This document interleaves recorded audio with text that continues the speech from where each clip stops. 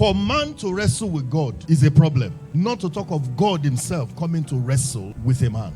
God deciding to fight a man, deciding to wrestle a man. And then all through the night, God could not prevail over that man. And I began to think, what kind of strength did Jacob have that could make God to wrestle with him and not prevail? By the breaking of the day, God had to practically beg to say, please let me go, for the day breaketh. And Jacob still was audacious enough to say, you are not going anywhere. He said, I'm holding you to ransom. You are not going anywhere. And I began to think, what kind of power was that?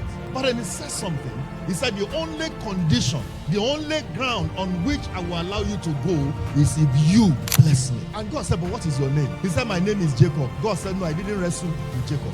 He said, it wasn't Jacob I wrestled. There was no way Jacob could have withstood my power. And he said, what happened was, you wrestled as a prince. You called forth your destiny ahead of me, speaking it into your life.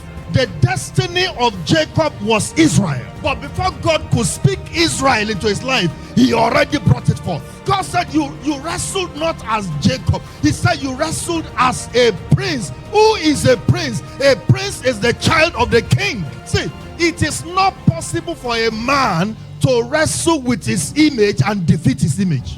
You can't wrestle yourself. I'm not talking about self. I'm not talking about the self in man. I'm talking about yourself as an entity. You can't fight yourself and defeat yourself. So God saw himself in that man. He said, no wonder I couldn't defeat him. He said, because you fought as a prince and you have power with God and power with men. There is a destiny that every one of us needs to call out in our lives. There is something that God is waiting to pronounce, that in the place of wrestling, we can call it forth, and God will have no choice than to confirm it. Jacob could perceive that there is something that he needed from the man that wrestled with him that will confirm that which he was acting. God was seeing himself in him.